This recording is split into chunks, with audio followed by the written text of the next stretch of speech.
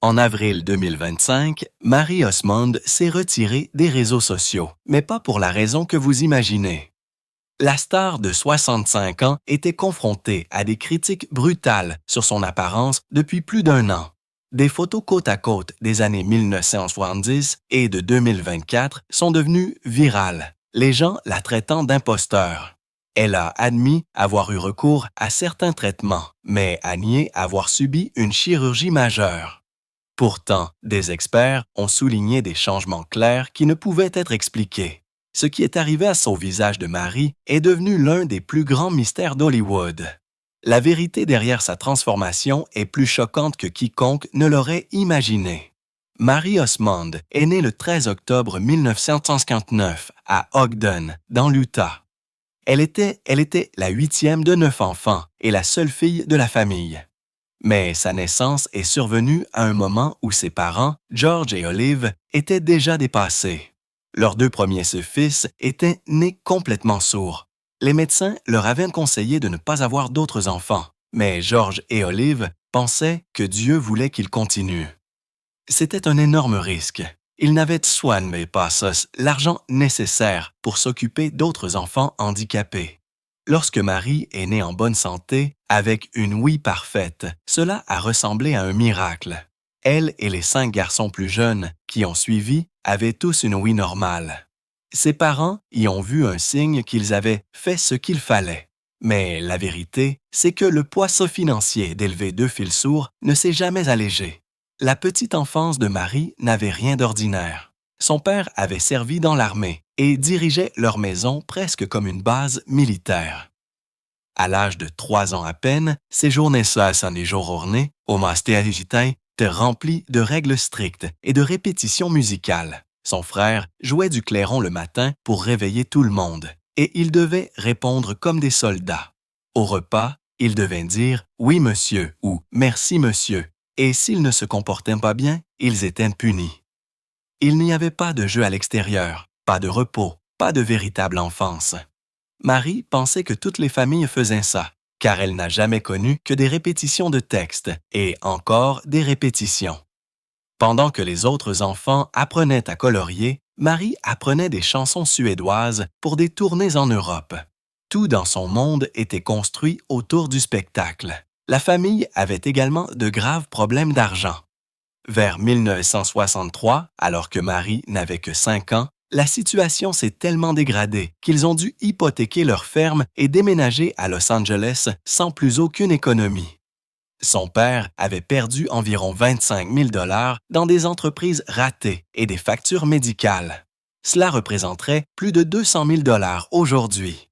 Ils étaient fauchés, vivaient dans leur voiture certains soirs, et Marie a dû commencer à se produire pour les aider à survivre.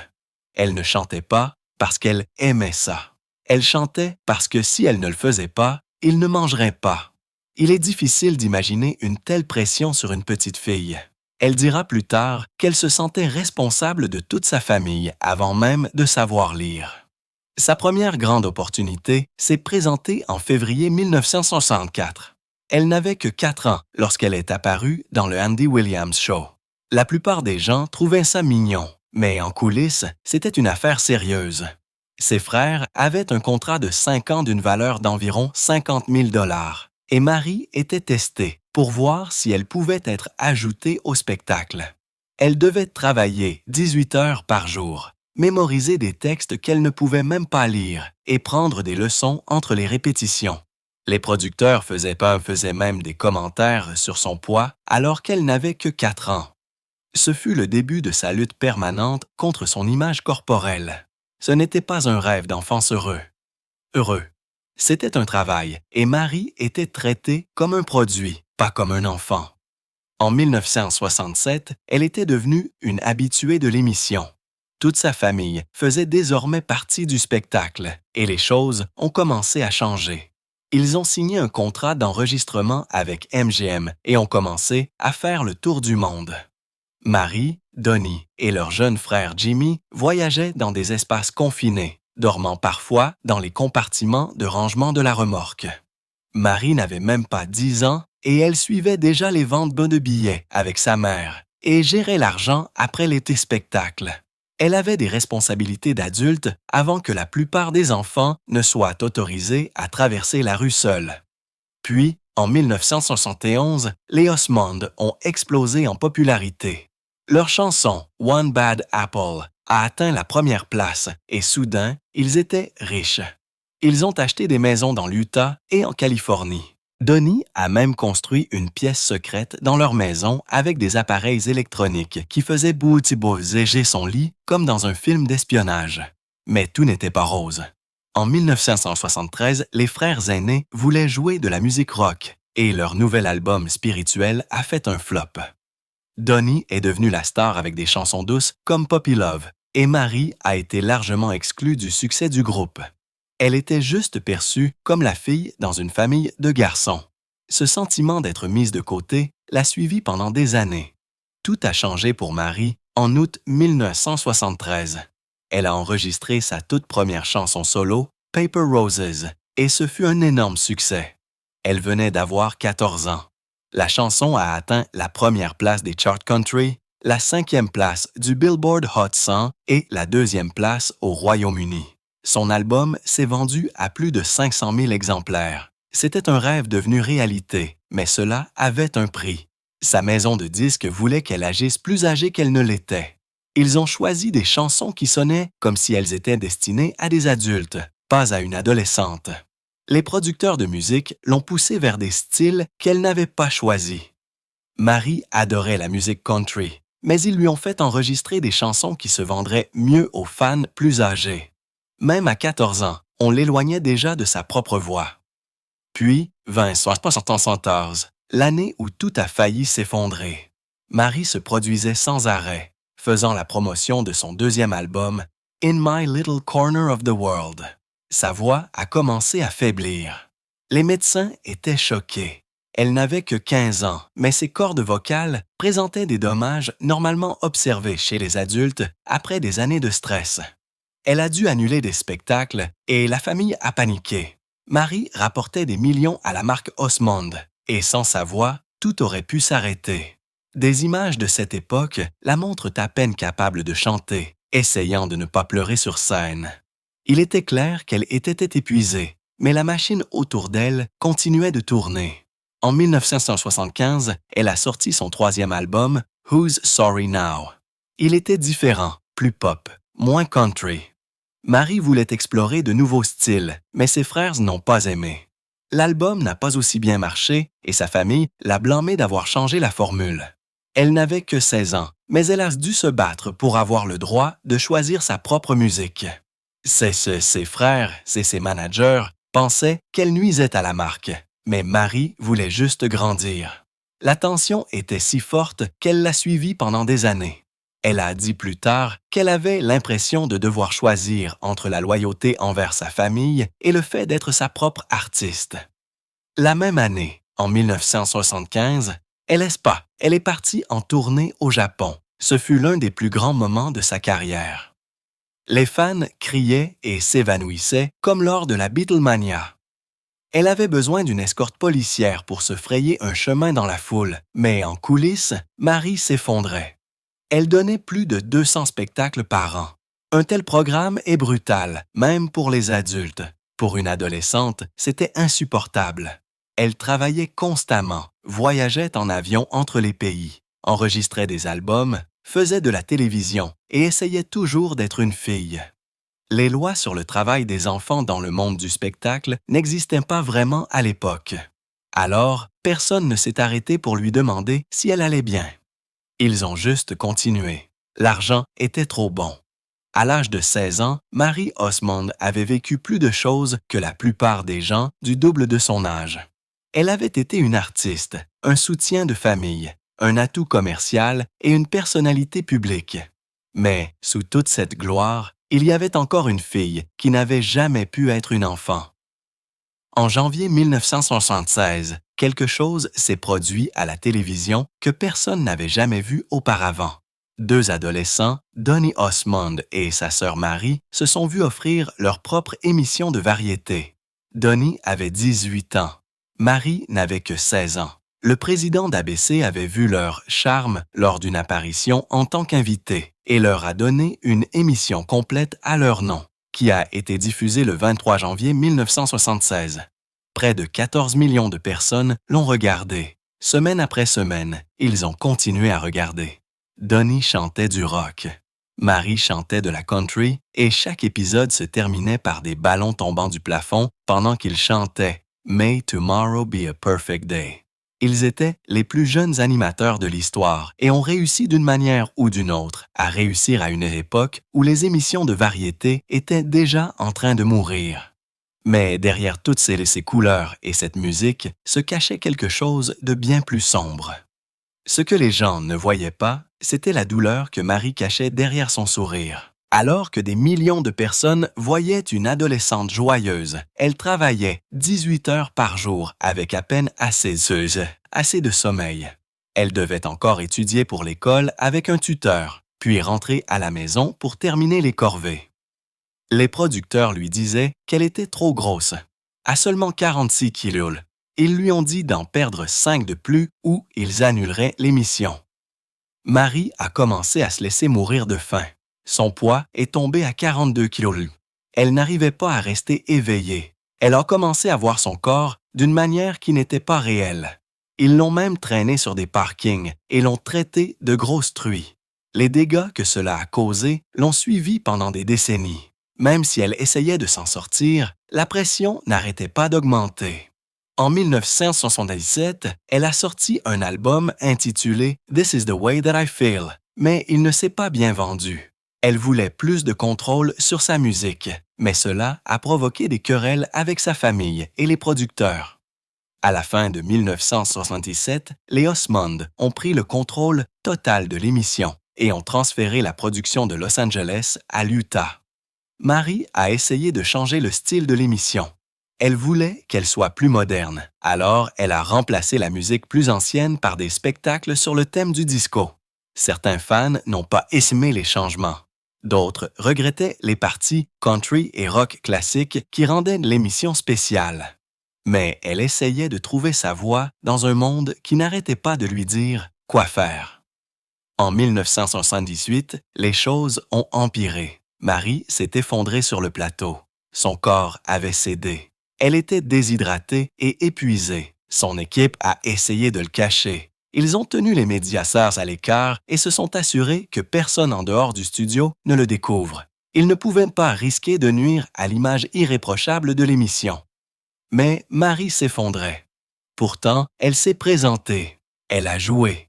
Elle a souri parce qu'elle pensait qu'elle devait continuer pour sa famille et ses fans. En 1978, l'émission a reçu des nominations aux Emmy Awards, dont une pour une chanson intitulée « Leading Lady », mais les audiences étaient en baisse. En 1969, la chaîne a déplacé l'émission au dimanche et a changé le nom en The Osmond Family Show. Cela n'a pas fonctionné. L'émission a été annulée en mai. À peu près à la même époque, Donnie s'est mariée. Cela a incité beaucoup de ces jeunes fans féminines à cesser de regarder. Le conte de fées prenait fin. Mais pour Marie, il ne s'agissait pas seulement d'un changement de carrière. Les années passées à être jugée et à se laisser mourir de faim avaient fait de réels dégâts. Elle a développé une habitude de faire des crises de boulimie, puis de jeûner pendant des jours. Son métabolisme ne s'en est jamais remis. Elle ne pouvait même pas se regarder dans un miroir sans ressentir de l'horreur. En 1978, elle a essayé de jouer dans un téléfilm de Noël intitulé « The Gift of Love ». Elle incarnait une riche orpheline qui tombe amoureuse d'un immigrant suisse. James Woods jouait son fiancé, mais le film n'a pas décollé et les critiques ont dit qu'elle n'avait pas assez de profondeur pour jouer dans des rôles sérieux. Elle est en masse, retournée à la musique et à la télévision, mais le rêve de devenir une actrice dramatique a commencé à s'éloigner. Puis, en 1942, elle a essayé Broadway. Elle a joué Maria dans une reprise de La Mélodie du Bonheur, mais les critiques ont été brutales. Les critiques l'ont démolie. Le spectacle s'est terminé prématurément. Elle a dû se retirer des projecteurs juste pour guérir. Cet échec l'a hantée pendant des années. Ce n'est qu'en 1994 qu'elle est revenue dans le rôle en tournée et a finalement reçu quelques éloges. En 1997, elle a fait ses vrais débuts à Broadway dans Le Roi et moi. Les critiques ont dit que sa voix était forte, mais qu'elle manquait d'émotion. Pourtant, c'était une victoire. Cela lui a donné quelque chose qui lui manquait depuis longtemps. En 1985, Marie a fait un retour en force dans la musique country. Son album There's No Stopping Your Heart est sorti en juillet et a explosé en popularité. Son duo Meet Me in Montana avec Dan Seals a atteint la première place aux États-Unis et au Canada. La chanson-titre est également devenue un numéro 1 en solo. C'était son premier numéro 1 en solo depuis Paper Roses en 1963. Elle a déménagé sa famille à Nashville et a pris la route. Elle a donné plus de 300 spectacles par an. Elle jouait partout où on voulait d'elle, allant même jusqu'à enlever la boue de ses chaussures après avoir traversé des champs de vaches. Mais ce travail acharné a porté ses fruits. C'était un nouveau départ. En 1986, elle a commencé quelque chose de totalement différent. Elle a commencé à concevoir et à vendre des poupées en porcelaine sur QVC. Ce n'était pas seulement un projet parallèle. Elle contrôlait tout. Elle travaillait elle-même sur chaque conception. Les poupées se sont vendues en grand nombre. L'une d'elles, basée sur sa propre mère, s'est vendue à 3 millions d'unités en seulement 15 minutes. Au fil du temps, elle a conçu plus de 500 modèles. L'argent a afflué. C'est devenu un véritable empire commercial qui lui a rapporté plus de 50 millions de dollars. Les gens disaient qu'elle ne faisait que profiter de son image, mais elle a prouvé qu'elle avait un véritable sens des affaires. En 1988, elle a sorti un autre album intitulé All in Love. Il a été enregistré en mars et est sorti en juillet. Il avait des voix fortes et un duo avec Paul Davis, mais il n'a pas bien marché. Les singles n'ont pas atteint les sommets des charts. Son premier divorce est devenu une affaire de presse à sensation, ce qui a détourné l'attention de l'album. Sa sortie suivante en 1949 n'a pas fait grand-chose non plus. Son succès dans la musique country avait atteint son apogée. À la fin des années 1990, elle a commencé à se produire davantage à Las Vegas, mais ce n'est qu'en 2008 que quelque chose de magique s'est produit à nouveau. Elle et Donnie ont lancé une résidence à l'hôtel Flamingo. Personne ne s'attendait à ce que cela dure, mais cela a duré 11 ans.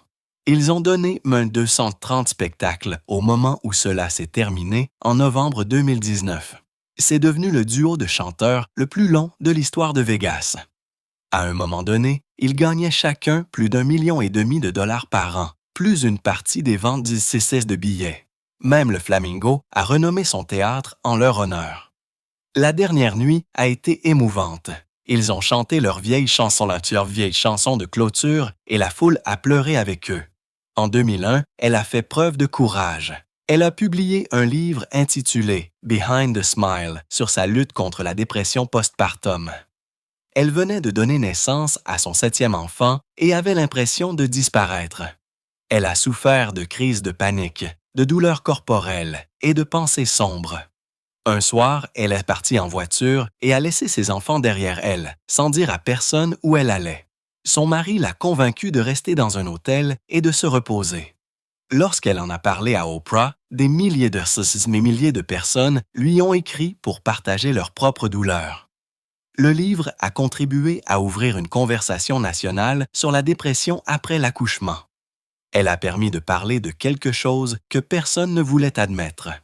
En 2007, elle a participé à Dancing with the Stars à l'âge de 48 ans. Elle s'en est étonnamment bien sortie, terminant 3e. Mais ce dont les gens se souviennent le plus, c'est du moment où elle s'est évanouie en direct à la télévision. C'est arrivé juste après une danse. Elle s'est effondrée et l'écran est devenu noir. Quand elle s'est réveillée, ses premiers mots ont été « Oh zut, je me suis évanouie en direct à la télé ». Puis elle a demandé ses notes. Ce moment l'a rendue encore plus humaine aux yeux de millions de personnes. La même année, elle a commencé son partenariat avec Nutrisystem. Elle a perdu 23 kilos et est devenue leur porte-parole pendant plus d'une décennie. L'accord lui a rapporté des millions. Elle l'a utilisé pour parler ouvertement de ses problèmes de poids qui la hantaient depuis l'âge de 14 ans. Elle a dit aux gens que le programme avait aidé son corps à l'aimer en retour. Il ne s'agissait pas seulement de perdre des kilos, il s'agissait de guérir. En 2019, elle a rejoint l'émission de discussion The Talk en tant que co-animatrice.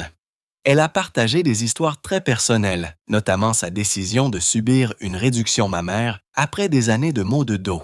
Elle a dit que lorsqu'elle jouait Maria dans La Mélodie du Bonheur, tout ce dont les gens parlaient, c'était ses seins. Elle a quitté l'émission en 2020, mais c'est en 2020, après seulement une saison. Pour la première fois depuis 1942, elle et son mari étaient enfin seuls après avoir élevé 8 enfants. Lorsque Marie Osmond s'est mariée pour la première fois en 1982, elle pensait que c'était le début d'une belle histoire pour toujours. Elle n'avait que 22 ans et son mariage avec le joueur de basketball Stephen Craig a eu lieu devant 4000 personnes dans un temple mormon. Un an plus tard, en avril 1983, ils ont eu leur fils, Stephen James Craig. Mais tout a commencé à s'effondrer plus vite que quiconque ne s'y attendait. En octobre 1945, leur mariage a pris fin. Marie a demandé le divorce, invoquant une cruauté mentale.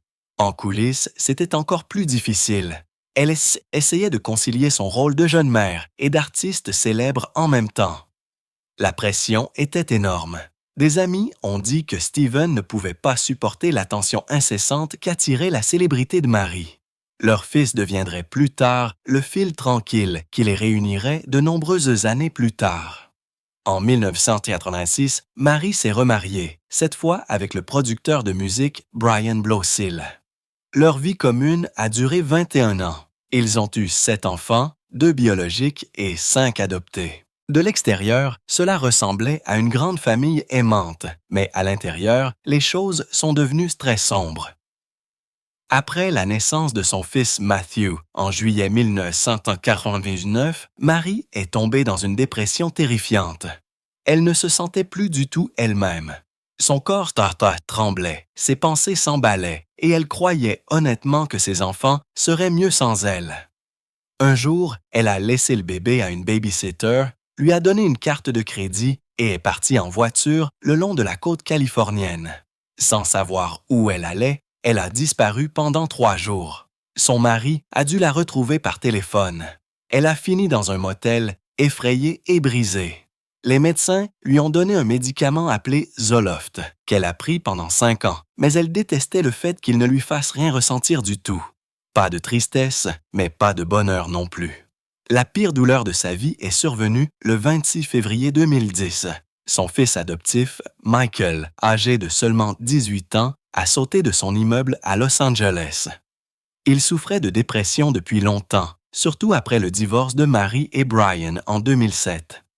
Il était en première année à l'école de mode et avait essayé la désintoxication, mais il se sentait complètement seul.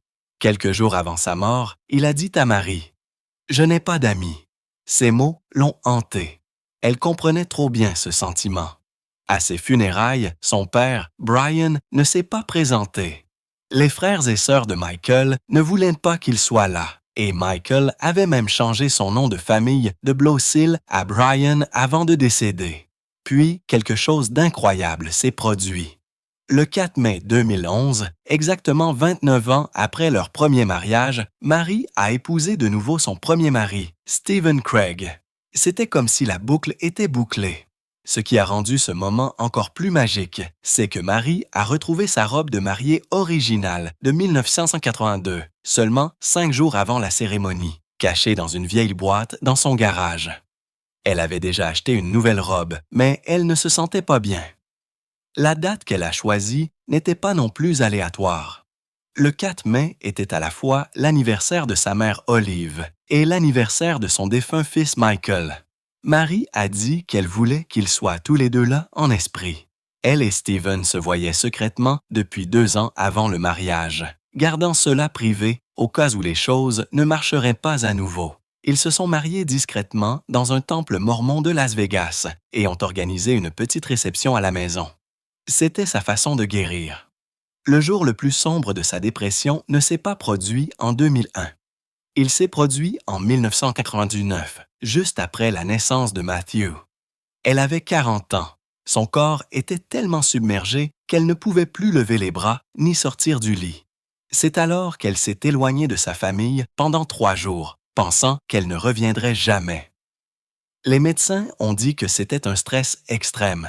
Cette expérience douloureuse est devenue la raison pour laquelle elle a écrit son livre de 2001, Behind the Smile, où elle s'est ouverte sur ses pensées suicidaires et à quel point elle se sentait perdue. En 2009, Marie a choqué de nombreuses personnes de sa communauté religieuse lorsqu'elle a soutenu sa fille Jessica, qui est lesbienne. Elle est passée à la radio à Los Angeles et a dit que Jessica était une femme magnifique et qu'elle méritait l'égalité des droits. Elle a même assisté au mariage de Jessica, ce qui a mis en colère de nombreux fans mormons conservateurs. Les gens l'ont critiquée, l'ont couverte de honte et ont dit qu'elle allait à l'encontre de sa foi. Mais Marie n'a pas reculé. Elle a dit que les droits civils devraient être pour tout le monde. Ses paroles étaient puissantes, mais elles ont causé de profondes divisions dans sa base de fans et dans son Église. Son corps a également souffert en silence. Après des années à danser sur scène, Marie s'était gravement blessée au genou. Pendant ses spectacles à Las Vegas, elle est tombée une fois et a cassé un morceau de sa rotule. Des années de blessures se sont accumulées. En 2015, elle a subi de multiples opérations au genou, mais elle n'en a pas beaucoup parlé. Elle a juste continué à se produire. C'est dire la pression qu'il y avait pour paraître parfaite et ne jamais montrer de faiblesse. Mais son secret le plus profond a été révélé dans son livre de 2001. Elle a révélé avoir été agressée sexuellement à l'adolescence dans les années 1970. La personne qui l'a fait était quelqu'un impliqué dans sa carrière, pas un membre de sa famille ou un ami. Elle a dit qu'elle avait été menacée et qu'elle avait vécu dans la peur. Cela a changé sa façon de se voir. Elle a dit que le traumatisme était si grave qu'il lui avait fait croire qu'elle était lesbienne parce que les hommes la rendaient malade. Pendant des années, elle s'est débattue avec son image corporelle et son estime de soi. L'abus était une des principales raisons pour lesquelles elle a eu tant de difficultés plus tard dans sa vie. En 2023, elle a finalement parlé du body shaming qu'elle a subi alors qu'elle n'avait que 15 ans. Elle mesurait 1,65 m et pesait 46 kg. Mais un producteur l'a tirée sur un parking de KTLA et lui a dit qu'elle était grosse et une honte. Cela l'a anéantie. À partir de ce moment-là, elle a commencé à se laisser mourir de faim avant les enregistrements, terrifiée à l'idée de paraître mal. Cette humiliation l'a suivie pendant des décennies et a contribué à ses luttes contre la dysmorphie corporelle. Puis, en mars 2024, elle est apparue dans un podcast avec Kate Hudson et Oliver Hudson. Mais au lieu de parler de son enfance, les gens se sont concentrés uniquement sur son visage. Elle avait 64 ans, mais beaucoup ont dit qu'elle ressemblait à une personne complètement différente. Certains l'ont accusée d'être allée trop loin avec la chirurgie plastique. Des photos côte à côte des années 1970 et de 2024 sont devenues virales. L'Internet a été brutal. Les gens l'ont traitée d'imposteur et ont inondé ses pages de commentaires blessants. Cela ne s'est pas arrêté là. En 2025, Marie a finalement répondu. Elle a admis avoir eu recours à du Botox et à des traitements au laser, et elle a subi une réduction mammaire pour soulager ses maux de dos. Mais elle a nié avoir subi des opérations majeures comme un lifting. Malgré tout, des experts ont examiné ses photos et ont dit qu'il y avait des changements clairs dans sa mâchoire et son cou. Dans une vidéo de 2022 faisant la promotion de Nutrisystem, sa peau paraissait beaucoup plus tendue que prévu. La pression de toujours paraître jeune avait pris le dessus sur la conversation, et cela a donné à Marie l'impression que les gens avaient oublié qui elle était vraiment. En avril 2025, elle en a eu assez. Elle a annoncé sur Instagram qu'elle se retirait des médias sociaux pour se concentrer sur sa famille. Elle était déjà hors ligne depuis 9 mois. Elle a dit que les critiques sur son apparence et son passé l'avaient épuisée. À 65 ans, elle voulait juste la paix. Elle a dit qu'elle avait toujours essayé d'écouter son cœur. Et maintenant, son cœur lui disait de se déconnecter et d'être avec les personnes qui comptent vraiment. Après tant de pertes, de douleurs et de jugements, Marie choisissait enfin de se protéger.